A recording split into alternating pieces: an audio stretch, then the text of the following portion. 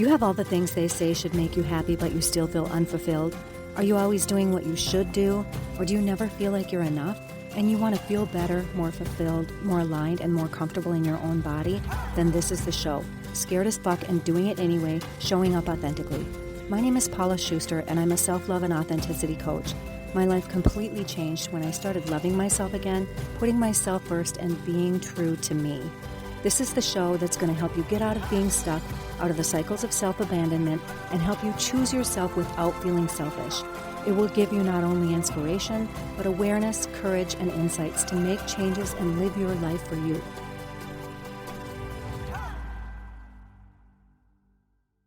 Hey everyone, welcome back to the Scared as Fuck and Doing It Anyway, Showing Up Authentically podcast. I'm your host, Paula Schuster, and I am really excited to have Shauna B with me on the podcast today.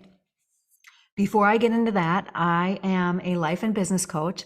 I specialize in helping people be more authentic and to love themselves, and also to help them with their businesses. And I want to take just a few minutes to share some information about my clients. I want to share a client testimonial with you, and I want to share some things that I've taken myself through that I can also help you with if you're looking for support.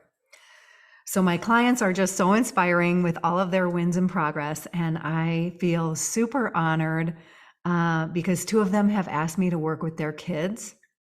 One is an adult, in their early 20s, and the other is a younger kid in elementary school. And I'm just so flattered, and I feel privileged that they trust me with their children. So thank you, ladies, for trusting me with your kids. And the testimonial that I received from a client the other day that I wanted to share is this.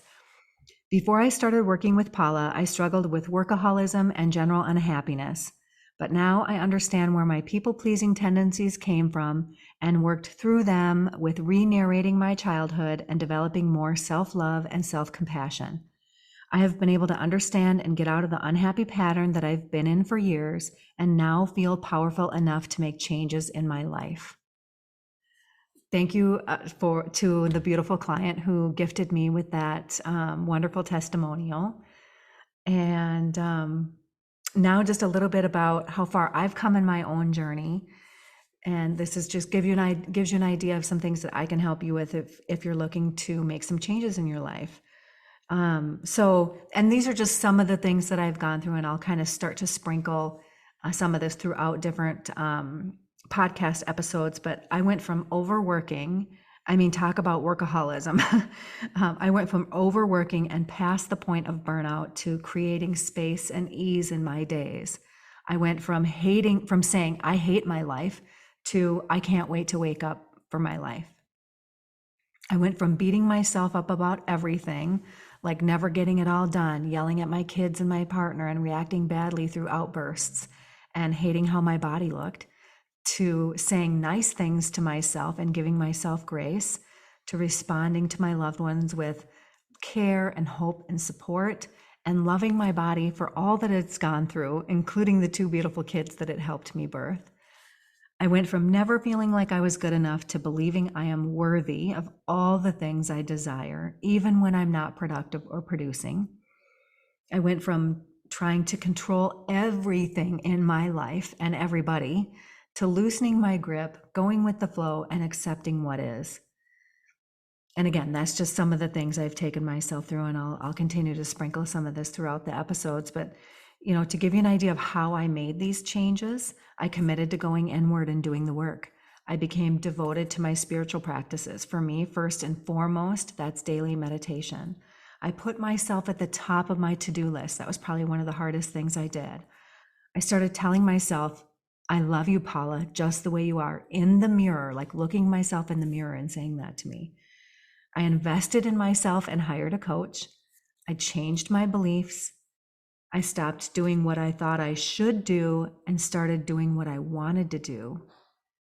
And again, I did more than that, and I'll sprinkle more throughout different episodes, but that gives you an idea of some of the things that I could help you with. So if you are looking to make changes in your life, check out my coaching packages. Look at my About Me page to learn more about me, and book a free discovery call, and we can meet and find out if we're a good match for working together. Some of the best investments I've ever made in my life have been on coaching. And I've only been doing that in the last few years. You can find everything at ReikiFlowMN.com. Okay, so back to having Shauna B on the podcast today. I'm embarrassed to admit that I forgot to have her introduce herself when we first started recording, and I just can't believe that I did that, because I did that with the last guest too that I posted, Bolo. But so I'm sorry I missed doing that, Shauna, and I'm sorry, listeners. But the good thing is that Shauna shares a lot about herself in this episode. So I hope like you feel like you know her by the end of the episode. And if you read the show notes, there's more about her and who she is in those. I really appreciated this conversation with Shauna because she shares so freely, and I just learned a lot talking with her. And I love when that happens. I'm also super impressed with her and just truly fascinated with how she dealt with everything that she went through growing up. I mean, the wisdom, the awareness, the strength, and the emotional maturity, especially like that, especially gets me, that this woman had at such a young age. It just has me in awe of her. And honestly, I was so captivated listening to her talk when we were having the conversation. You know, she was talking about pushing boundaries rather than doing what she should do or what everyone else was doing. You know, having an addict parent and having to carry more than a kid should have to carry, and not letting that make her bitter, but finding herself in that and finding her strength in that and setting boundaries and processing emotions instead of bottling them up, and really the power that she's gained from always just really knowing that her life is for her and taking control of her life to make it what she wants it to be. And that all just started for her at such a young age. And so I was just in awe of that. She's just amazing. There are so many healthy things that she did all throughout her life that took me so long to learn, which is another reason why I'm in awe of her. Like choosing myself and staying committed to me and living my life for me. Anyway, she's just so genuine. She's very thoughtful. And I think she's a great leader and coach. So, and so many other things. And I don't want to say it all here before we get into the interview. I'll leave some for the interview. So without further ado, please welcome Shauna B. Hey, Shauna, welcome. I'm so glad to have you. Hi, Paula. I'm excited to be here. Thank you Awesome. for having me. Absolutely. I'm really excited about this conversation, just because we have a connection and all of that. So, you know, I've been kind of starting off all my interviews with a kind of a common question, because, you know, the podcast is all about authenticity.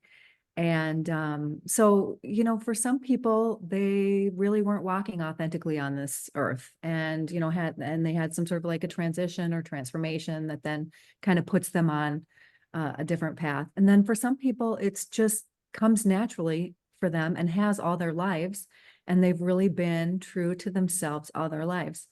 Tell us about your story. It's How has that gone like for you? I like how you said that, because we've talked about this a little bit before, so it's hard for me because my story, I can go back as a little kiddo and think of certain situations that I went through, or certain thoughts. Like I remember the time and what I was thinking, and kind of like where I was setting my mindset, and then kind of like being curious of testing it out. Like, for example, I think I was like, I don't know, like 8 or 9, maybe 8 or 9 years old. And I'm Yeah. sitting in the back seat of my mom's like old Buick, and like Yeah. looking out the window, and it was nighttime, and I'm like watching, the lights go by and the gas station, and like coming home probably from grandma's house or something. And I remember like I would think a lot, I had to, it's it's boring in a car for a kid, Yeah. right? And back then you just looked out the window. Yeah. And so I would think a lot. And I remember thinking specifically, um, it was almost like it came to me like, you know what? You can do anything you put your mind to. And I was like, wait, what? I can do anything I put my mind to? Almost like I'm having a conversation with myself. And I'm like, you know what? I probably can. And I'm like, no, you know what? I can do anything I put my mind to. And I'm like, what do I have to lose? I'm going to test it out. Like, true kid fashion. I'm going to test this out and see if I can, do or be or have anything, that I put my mind to. And from then on, like depending on whatever situation came up, it could be little, like I played basketball a lot when I was a kiddo. And, if I missed the shot or if I wasn't playing a really good game or, something like that, instead of like getting down on myself or getting really embarrassed, I would just be like, I would ask myself, like, how can I change it? Because I want to keep playing. I want to have fun. I want to get better. So it was kind of like I set my intention without realizing it as a kid that I was setting my intention, right?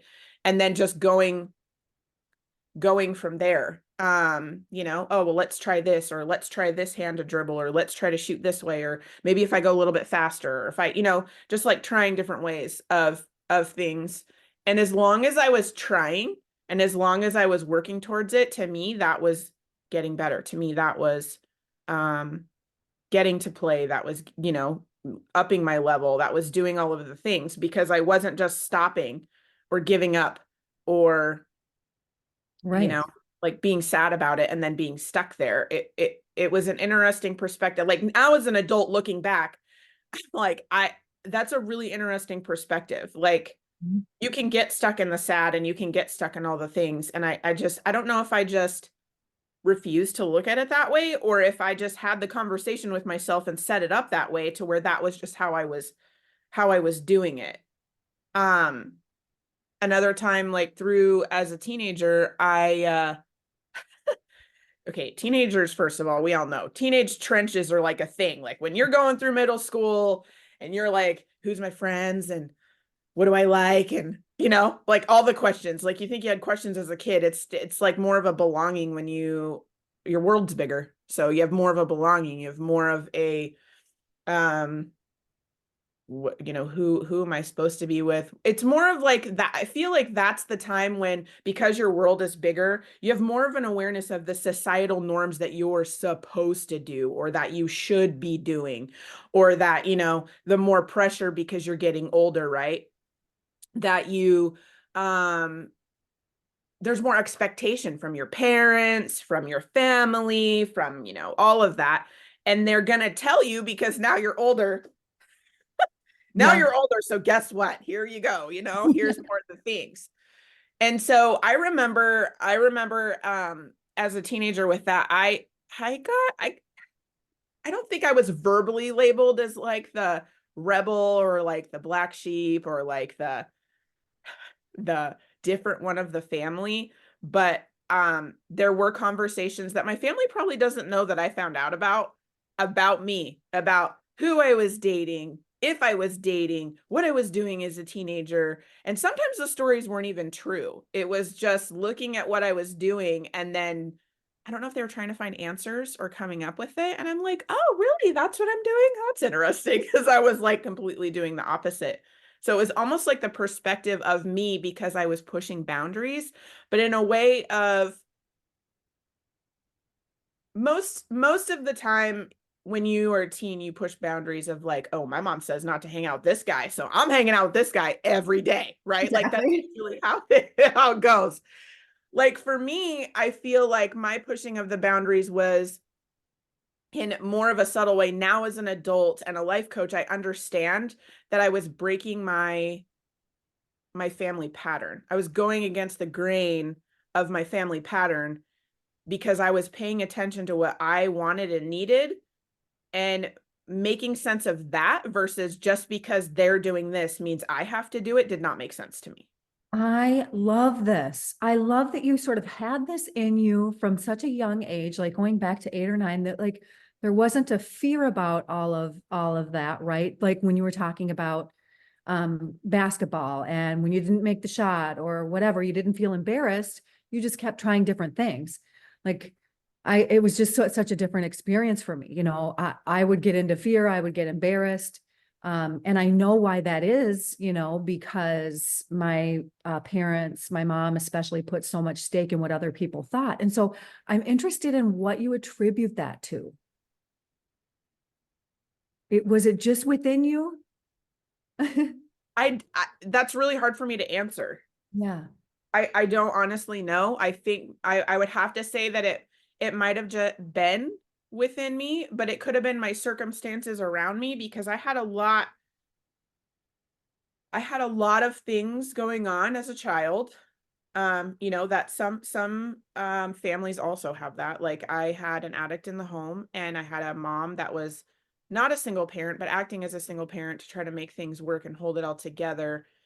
Also a mom that, is I would say on the shyer side about talking about certain things that you need to talk about as a teenager. Um, or she didn't experience those things also. My mom lived her life very by the book and very much like if I'm supposed to do this, that's what I'm doing because that's what I'm supposed to do. Like she didn't really get into trouble. She didn't really, get grounded and all that, which is weird to me. That's weird. Yeah. Yeah. Yeah. Like what? She didn't get all that stuff. She just did the things that she was supposed to do. So a lot of the things that I was experiencing, she probably wasn't aware of to actually even teach or guide me through that because, it wasn't there. It wasn't part of her life to be aware of it, right? And so, but I could see that from her. I could see the stress that she was going through with the trying to hold it all together and do all that stuff. And I don't know, I guess it was just a knowing. Like I didn't want to put any more on my mom, and so it kind of forced me, I guess, to deal Okay. with it myself.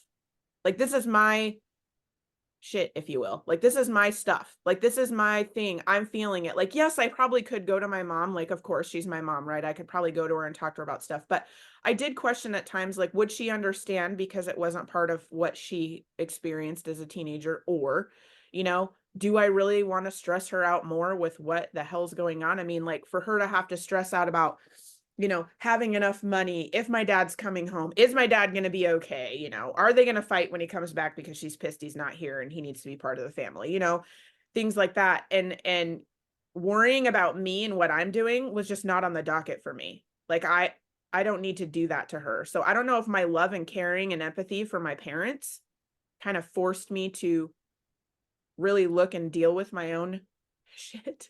I don't know. Interesting. And Interesting. that's the only thing that I could think of because I remember thinking of that many times. Like I could have got away with murder, girl. I'm telling you, I could have done, I could have done all the things. Pick something that a teenager could have done. I could have done all the things. I could have came up with all the stories. I could have got away with it. I just couldn't do it. I could not do that to her. Like if she would have found out and then now I'm betraying her and I'm lying and I'm doing all the things, that would break me more than it would break her. Mhm. And I just couldn't do that. And so if something came up or if I was really struggling with things, I would try to work on it myself. And if it was real struggle, I would ask for help. Nice. Yeah. So, and it doesn't sound like you have any sort of feeling like, oh, I had to grow up too fast or I was more on my own or you know, because you know how some kids or people feel that way from their childhoods, like, oh, I had to carry a lot because this was going on with my parents. And so, I grew up really fast I and I do. had to have a lot of responsibility, Yes. before a lot of other kids or whatever. Like, do you have that Yes. kind of perspective? Yeah. I definitely had to grow up fast. I Mhm. had to do a lot. I had to, because of the situations and circumstances that were surrounding me, right? Like with an addict in a household, it's a different kind of a lifestyle. It's a different, you are subjected to more things and see more things than probably you should.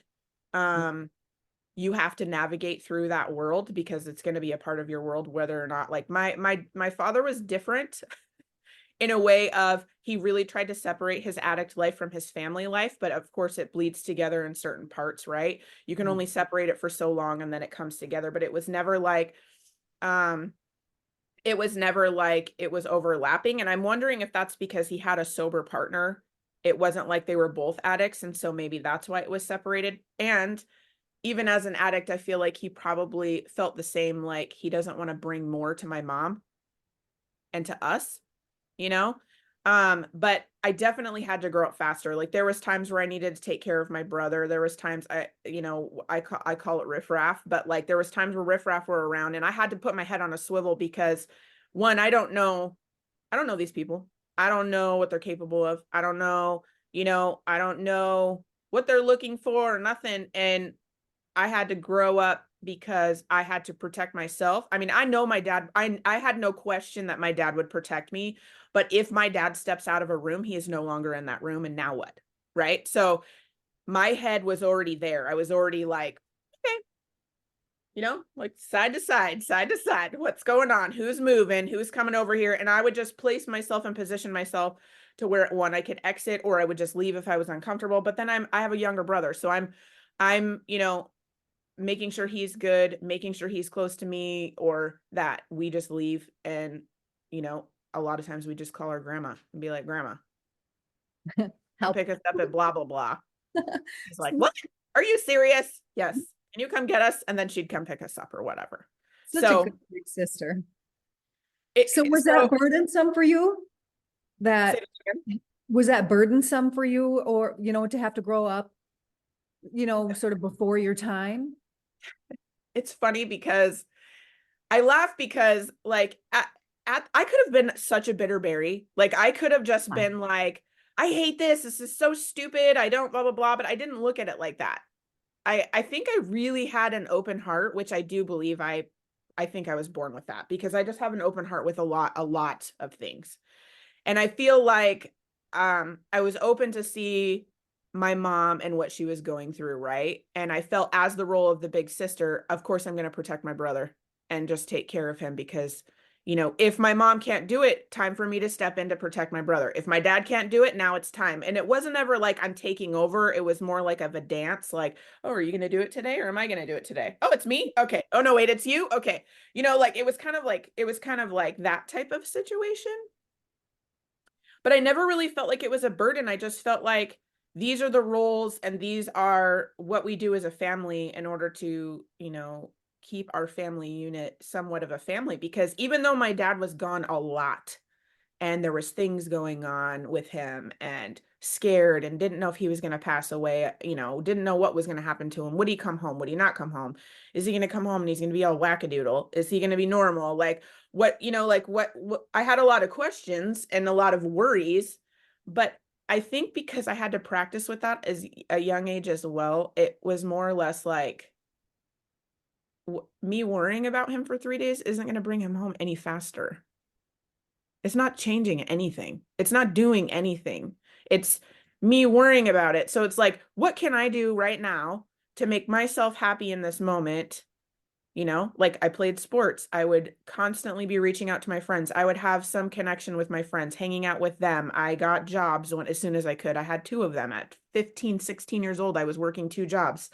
I would be working. I would be trying to just take care of me to take the burden off of my mom, I Yeah. guess is how I would look at it. So it wasn't like I never really looked at it as a burden. I just felt like that was, the role. And because of what was going on, we need to balance it out as a family. It's not all on my mom just because she's the mom. Like that doesn't make sense to me either. Like if I can help, I'm going to help. I'm not going to take over. If it's like kind of passing the baton around. And then once my brother got older, it was the same. It was like all three of us, juggling these plates to try to take care of each other to make it through and, have a good life despite of the tornadoes that are going around. Yeah. Yeah. You had a lot of awareness and just sort of a lot of emotional maturity, I guess I would say. Um, or at least that's what I'm, sort of getting from all this. So I love that. And I love that you were breaking your family patterns. I think there's so many of us in this generation who are doing that very same thing. And that you kind of look at what you were going through and what you were doing as that. I really love that. So what was your relationship like with your dad, being the addict that he was? I mean, it changed a lot. Like when I was a kiddo, you don't really know. Like, something's going on. Oh, I'm talking young. Like, I'm talking like under 8. So like you don't really know what's going on. You just know he's either there or not there, right? And my dad was gone a lot. And so when he would come home, he has you know those people that are like just they're just like I'm here presence, like they're like he was like a big strong and his voice could carry for like he's not even yelling, but he's just talking, and it's just like a presence of a person being in the room. He Yep. was very much like that. And so when I was really young, when he would come home, I would cry because my mom's very like, oh, my mom's very like meek and soft spoken, and then you have this man that comes in and it's like, hey, blah blah blah, and I'm like, woo! And I just start crying as a kid because he was so big. He was just like big voice, big emotions, big smile, big all the thing, and I was just like, dude, this guy is scary, and it was my dad, right? Eventually I got used to that bigness Yeah. and presence, and when I got older, I just got curious and was asking questions, like not to them because I never asked my parents because it was like a knowing of I'm not supposed to know what's going on. Like I'm not supposed to know like this is sneaky stuff. I need to like, figure it out. I need to like figure it out as a kid because I don't think that they're going to tell me what's actually going on. And until I was older and I said I knew what was going on. So when he was around, I mean, when you're a kid, you listen to your dad and do what he says. I remember being mad at him when I was little because he wasn't around and I wanted him around more. And what could I do to have him, like, what can I do to show him that I'm worth him coming home for? Right? That was where I started with it. And Yeah. then I started realizing like something else was going on. And then when I got older and realized that he had an addiction issue and that that's what he was going towards, then I started being more curious about why is it so hard for him to come home? Not necessarily about me anymore, because I knew I wasn't doing bad things. I knew I was, or, I knew I didn't have to be a certain person to like get his attention. This was something else because he had a wife, he had two kids, he had a house, he had his own company. Like he had things. So it wasn't, it wasn't a test on if I was good enough anymore. It was more like when my world got bigger, it was like more questions, right? More things for me to understand. And so I never really asked him, even though if I did ask him, my dad would just tell me. He was very honest and like straightforward. So if I did ever ask him questions, which I did later on, he would just tell me. Even if I didn't want to know the answer, I better not ask the question because Yeah. the answer's coming. And so when I was younger, it was more of like hang out with him when he was here, have fun when he was here. And he was very family, like he would do family oriented things. Like he believed in going to grandma's house every Sunday. He believed in having connection. And like my family is a family that would move together across the United States. Like they have moved many different states together. And we're talking like my grandparents and their brothers and sisters together with all their kids and all like down and moving together Wow. as a big unit all Wow. across to Alaska, now then to Washington and settling. And then us being here, like spreading out over the state, but us being in Washington. And so family was super important to him. And I think that's why he separated, which was made it a little easier, right? To have a relationship. So it's like fun. We're going out on his boat. We're going fishing. We're doing all these things, having all this fun, and then gone for 5 days, right? Oh, And then okay. come back. He might be at my basketball game. He might go to grandma's house for Sunday dinner, gone for 5 days. You know what I mean? So it was always like, what is going on? What is this? I have so many questions. I don't understand. I just knew it was scary. I knew it was bad. I knew the people that came with him were like, who's this person? This is not, this isn't, like they didn't feel right. You know what I mean? Like it was, as a kid, it was like, I don't know about you. I don't know about this, it was weird. And it wasn't, it wasn't until I was a teenager when my world got bigger when it started to shift. It started to shift probably, I would say, like when my parents got a divorce, because me and my brother had a conversation with my mom because it was hard for my parents because it wasn't like they didn't love each other, but it shifted into being not a safe situation. My mom was really scared for me because now I'm a teenager. She doesn't want me around people that he's around because she doesn't want my innocence to get taken from me because an addict is crazy. Who knows? She didn't know. She's like, I don't know this world. I just know it's dangerous and you're a girl. I don't want you to be in or around that stuff and I need to protect you. And I'm not really sure how to do that. And then same with my brother. And, you know, we're getting broken into because now people know where he lives. And so now our house is getting broken into and all of this. And she's like, this just can't happen. Like, this is becoming unsafe. This is ridiculous. And I don't know what to do. And so me and my brother sat her down and we're like, if it's not safe and you have to separate from him in order to have safety, then like we're giving you permission to get a divorce. Like we're not going to be mad at you because our parents got a divorce. Like we've been in this whole time. We know all the things. It's not like we're unaware of it. And so it was kind of like giving her permission because she was holding on for us for that family unit. But you can't have that family unit if all parties are not working towards the family unit. And so and so they ended up getting a divorce. Well, once that happened, because my dad doesn't have coping skills because he would turn to, his addiction for that, he kind of spiraled and was like the worst he had ever been in my life. With that, he would be more more angry, more you're ruining my life, pointing the fingers at everybody else, not owning his shit, things like that.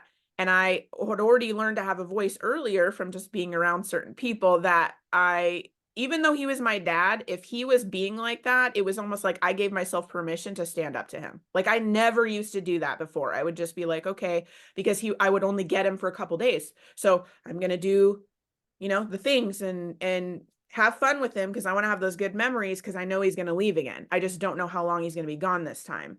And so, with him coming back and like blaming my mom and being all, saucy potatoes about everything, I'm just like, no, dude, no. Because my mom would not do it. My mom would not, she would fight with him a little bit, but she's not going to say the things that need to be said.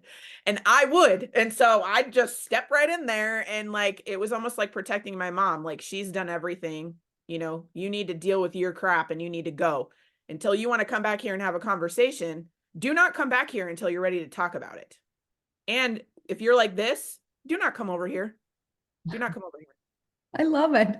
I love how strong you were. And I especially just want to emphasize and maybe even ask you a little bit about it, how you didn't tie all of the stuff going on with him to your worth. Because, a lot of kids do that no matter what their age. If they've got a parent doing the things that you're describing, it ends up affecting their worth. And so, again, is that just something like, it sounds like it was something like you just knew it wasn't you, and you knew it was this addiction, and it was just sort of black and white. I mean, is that right? Was it just kind of black and white for you? I think I tried to make it as black and white as possible, even though it was not. Yeah.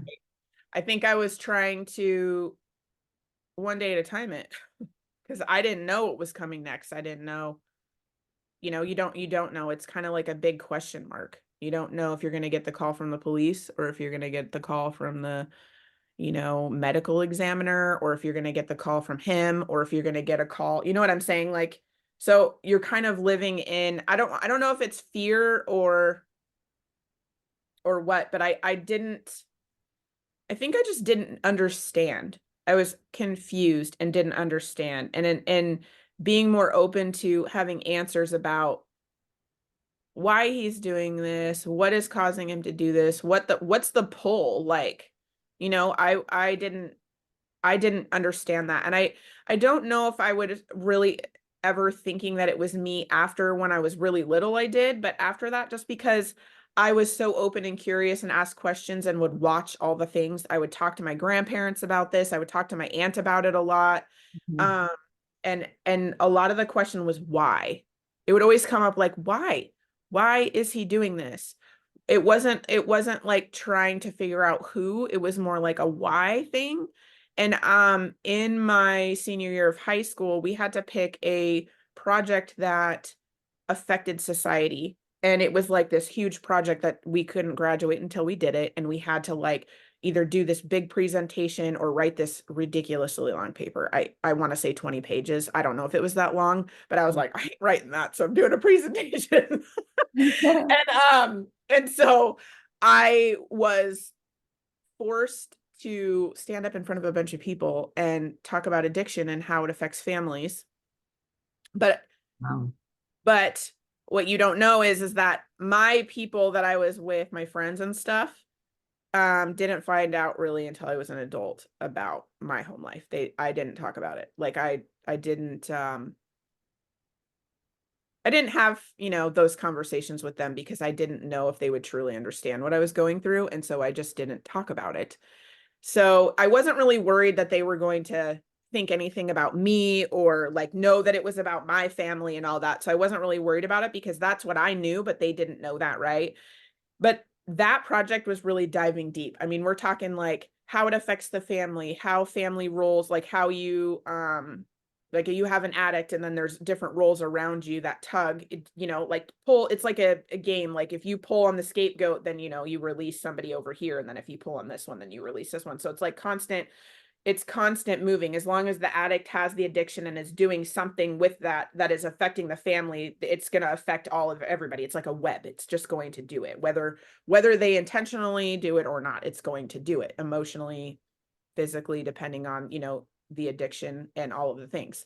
So I think that with that project and diving into that and like interviewing my dad, like sitting down with him and like picking apart his brain and then, trying to understand all of that and what turned him to it and all of that. And I think because I was his daughter, he was more open to actually telling me like Mhm. the real deal, he's not sitting with a therapist or like a um like a in recovery kind of counselor person. He was talking to me, so he was telling me more things.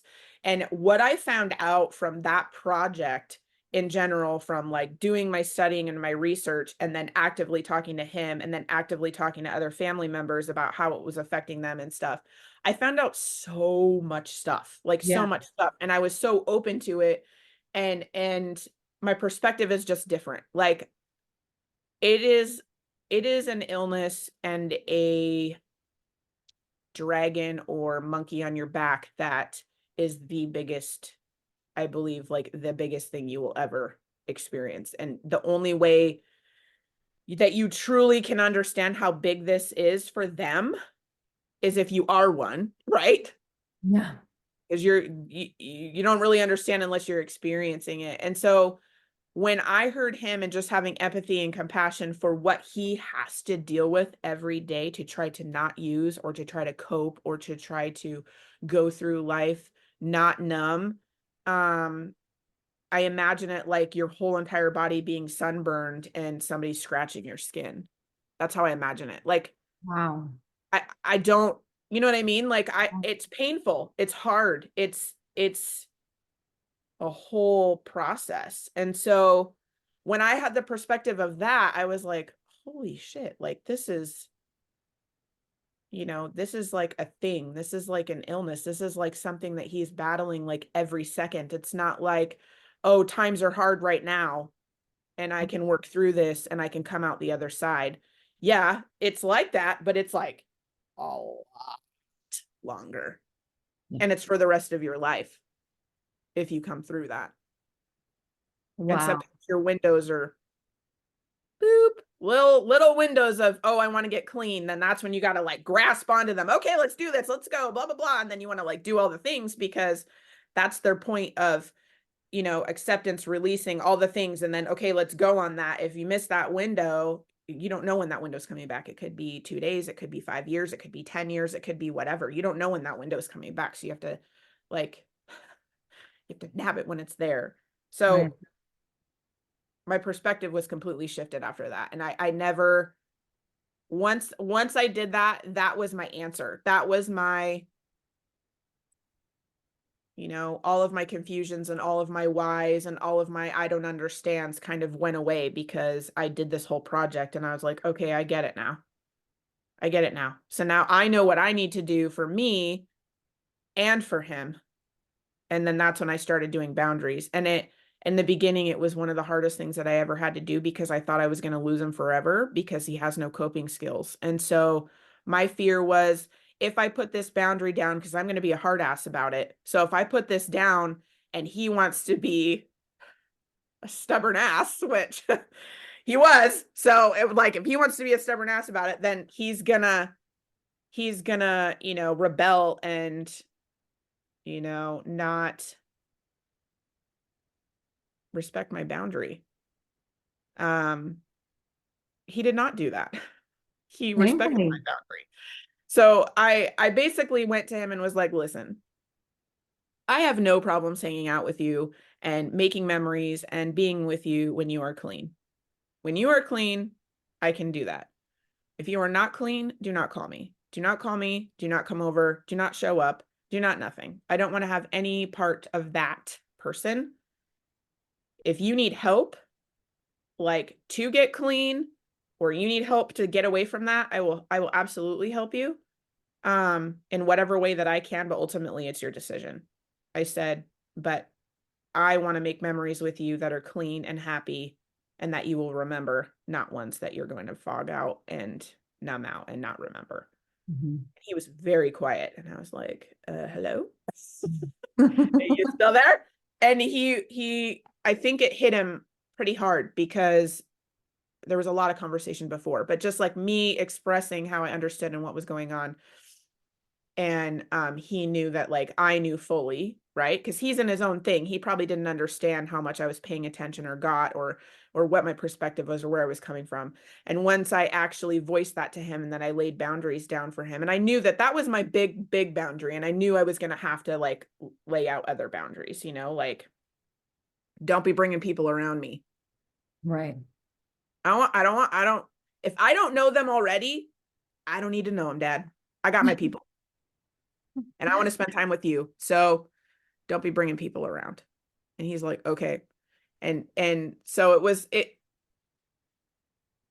was interesting because when he would call me, be like, oh, hey, what's going on? I could talk to him for a couple minutes and I could tell. And then I'm like, oh, what do you want to go do? You want to come over for dinner? You want to like, then I would just start inviting him over and just start that spark and see if that window comes up, right? See if that window comes up, see what we can get. In the worst case scenario, I'm making memories with my dad and building a relationship that has been rocky my whole life. And we'll see where it goes from there? Right. So, carrying all of that, right? So you were carrying a lot for a lot of years from a young age, and a lot of times for a lot of people, that ends up, you know, causing them to have certain behaviors, like unhealthy behaviors, unhealthy, emotions, thoughts, all of it, right? Beliefs. And so can you talk about that? Like, from what I know of you and the way that you're talking about it, it doesn't seem like it impacted you in a really negative way. It sounds like it was more of a positive, but I really want to hear from you. Do you know what I'm saying? People Yeah. go through Yeah. live a life like that with a parent like that. It can really end up affecting them negatively. So there was one part in my life, I think I was 14. I think I was 14 years old, where I got really sad because it was just a lot. Like it was almost like my bullshit cup was running over and I was like, I was getting really sad and I was like, and I didn't like the feeling. I didn't like where I was at, but I didn't fully understand of everything. I think it was just everything. I think it was everything just kind of, just coming together and crashing. And so I was getting really sad. And I remember sitting in my mom's car. I don't remember where we were at, but we were in a parking lot and I remember looking up at the sky and like the clouds were moving really fast. And I remember just sitting there and I'm like, I am done feeling like this. Like, this is not how life is supposed to. You're not supposed to be this sad. Like, this is not how it is. I God, I love refuse the to believe that. awareness. Yeah. Yeah, I was like, I'm not doing this anymore. And I felt like I was swimming up a waterfall for a long time because I think I had a lot more. I had my own teenage crap I was going through, trying to figure out myself, hormone changes, all the things. And I was like friggin' basket crazy person as a teenager. And then I have all this stuff on top of it. So I'm trying to like navigate through that, but I just refuse to just be sad. And so I'm like, however that may be, if I got to reach out to a friend, if I have to talk to somebody. So I started journaling a lot. I started doing all this stuff.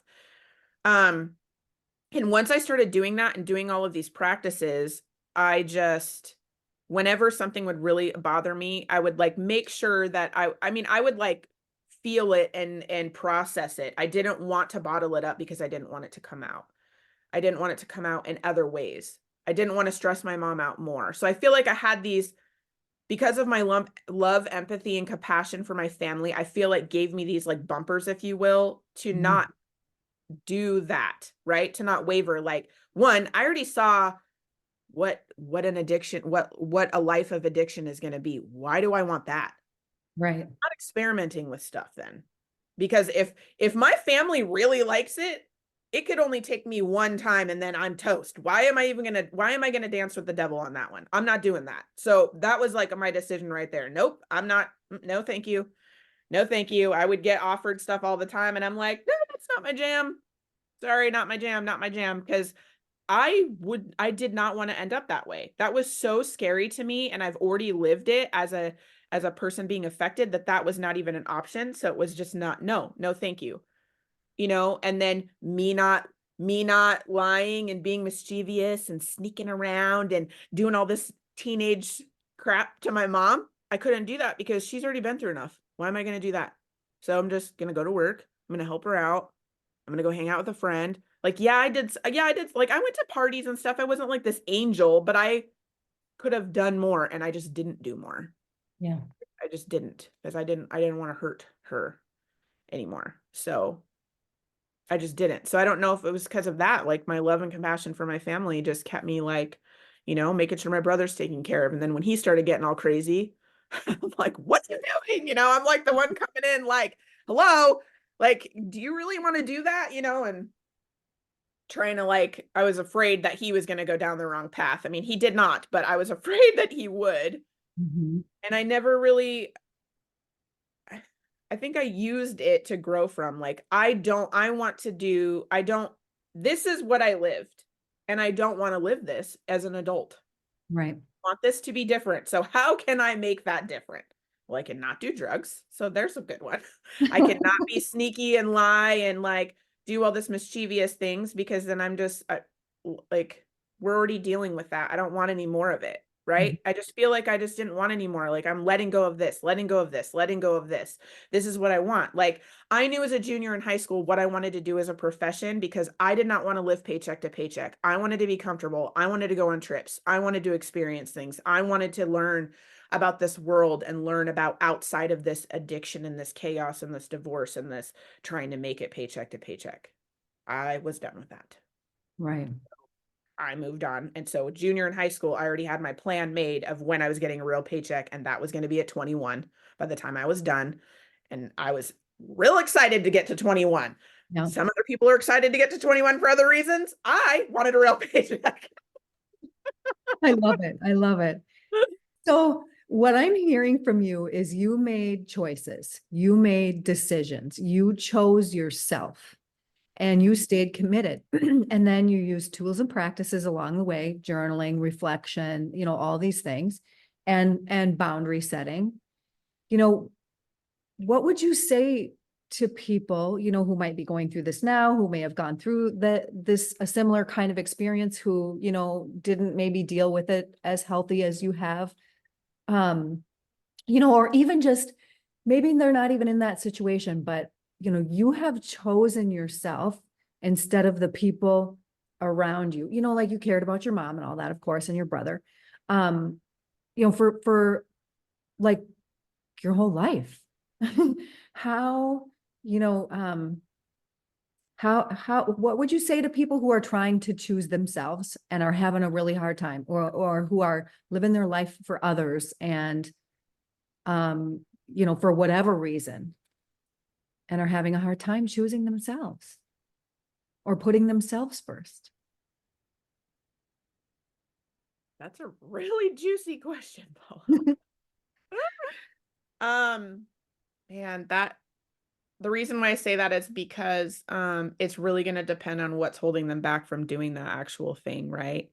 I Mhm. mean, you are the one that is living your life. Nobody's here making the decisions for you. Nobody's making, nobody's going to make your paycheck for you. Nobody's going to, make those memories that you want to make, all that stuff. Like that is you. That is who your decisions and your choices is what frames your chapters and your journey, if you will. That's what chooses the path. Right. And if you want control and you want your power back and you want to be able to live this life in the best way and truly live it and not just be on the hamster wheel and being like, oh, this is always happening to me. This is always happening to me. And just like being done and stuck. If you truly want to live, you're going to have to get uncomfortable Ah, to have more joy and bliss on the other side. You have to. You have to walk through the mud. You have to hop over the crocodile pit of whatever. You have to do that. Like none of this stuff was easy for me as a kid. I know when I speak about it, it's different, but I'm speaking about it from the other side. I'm not speaking about it coming through the trench. exactly. There was a lot of crying. There was a lot of why is he gone? There's a lot of sadness. There was a lot of listening to fighting. There was a lot of hard shit that I had to go through, you know, being around people that were not particularly safe. There was a lot of hard shit that I had to go through to get to the other side. But ultimately, it's like, in all of those situations, what can I do right now to make myself feel better? How can I make myself happy? What is the light in the situation? What is the lesson here? And what do I truly want? And then keeping that problem to yourself or keeping that promise to yourself, right? Like, That's a big, oh gosh, there's so many gems in all the things you just said. Like, just to emphasize for people, like, you got to get uncomfortable. If you want to make changes for your life, you've got to get uncomfortable. Ask yourself what you can do to feel better in every moment. Like whether it's just negative thoughts and beliefs and a reel that's going on in your head that's maybe been going on for years that you've been practicing for a long time. You've got to start, excuse me, asking yourself, what can I do to make myself feel better in this moment? What do I truly want?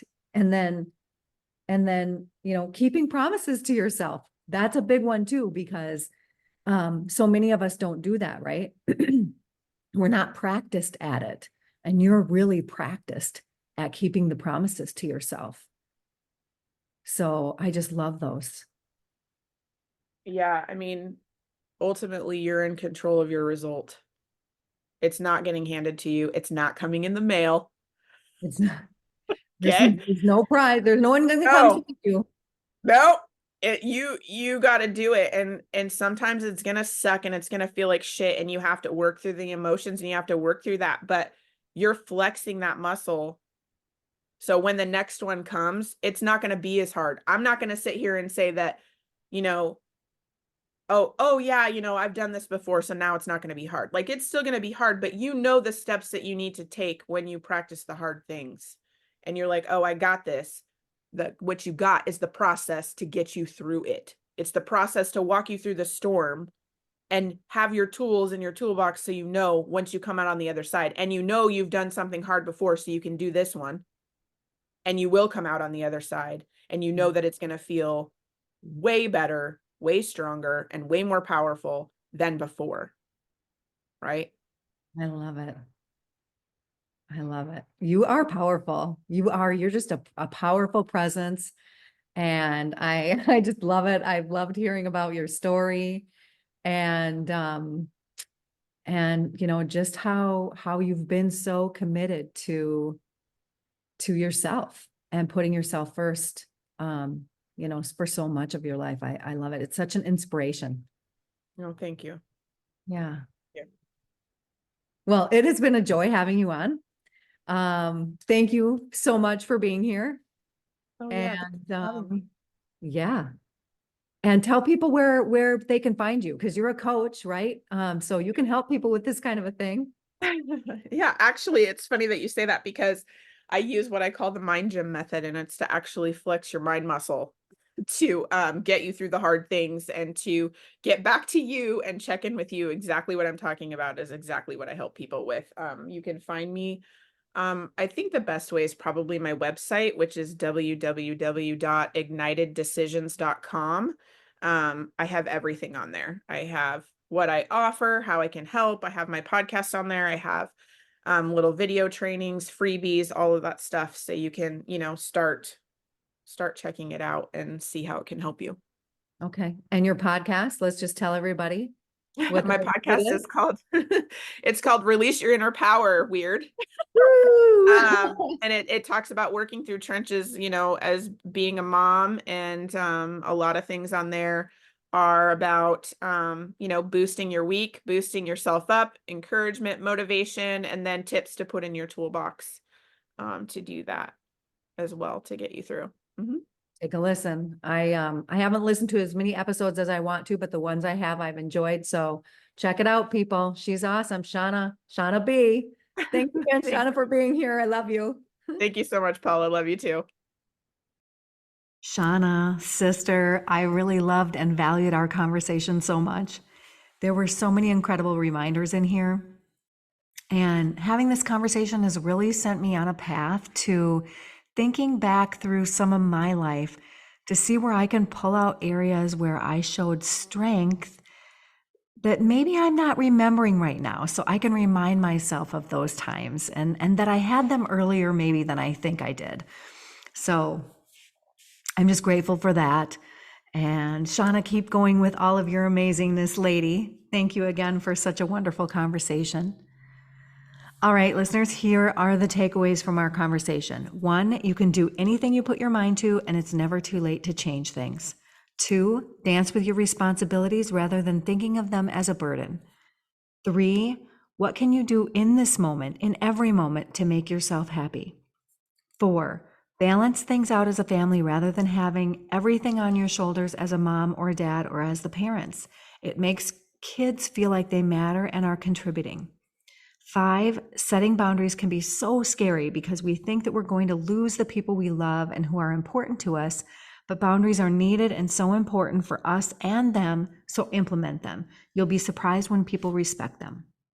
6, feel and process your emotions so they aren't bottled up, but don't stay in the sad and negative emotions for too long because life isn't supposed to feel bad. 7, choose yourself and stay committed. 8, you are the one that is living your life.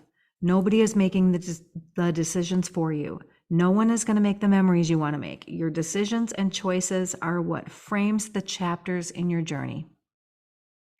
9, if you want control and you want your power back and you want to truly live life and not be on the hamster wheel, you're going to have to get uncomfortable. You'll have more joy and bliss on the other side. And 10, ask yourself, what can I do right now to make myself feel better? How can I make myself happy? What is the light in the situation? What is the lesson here? What do I truly want? And then keep that promise to yourself. Ultimately, you are in control of your result. Flex these mind muscles so the next time it's not as hard. It was so cool hanging out with you today, and I look forward to next week on the Scared as Fuck and Doing It Anyway, Showing Up Authentically podcast. Life is so busy, and I'm truly grateful that you're spending some of your precious time here. I hope that this podcast helps you. I hope it inspires you. I hope it sheds new light on things, and I hope it fills you up in some way. And I hope this particular episode helps you choose yourself and stay committed. I would love to hear from you. I would love to connect with you. So reach out. Like if you liked something about this episode, I would love to hear it. Reach out and tell me what you liked, or just reach out and let's meet each other and talk and connect. That's one of the purposes one of the reasons why I started this podcast is because I wanted to connect more with people. So you can always reach me at my email, paula@reikiflowmn.com. And please remember to follow along on Apple Podcasts, Spotify, or wherever you're listening, because I have so many more amazing episodes coming up. And please download, follow, or subscribe. That will notify you when new episodes are available, and it will also help other people find the podcast. I post every week for sure on Thursdays, and more in between if I'm compelled to share anything extra, but that probably won't be happening for the next couple of weeks because I am out of the country on a special trip. And if you're liking the podcast and benefiting from it, please leave me a review. You can leave reviews on Apple, you can rate on Spotify, and rating and reviewing the podcast also helps other people find it. So that's a great gift. And if you know of anyone who would like this episode or benefit from it, just share it with them. Like send them a link, send them a text, maybe post about it on your socials if you're feeling extra generous. Thank you for that. And again, you're always welcome to email me at paula@reikiflowmn.com, whether it's sharing something of what you liked about the episodes or questions or things you want to hear more of, whatever. Let's connect. All right. I love you so much. Thanks for listening.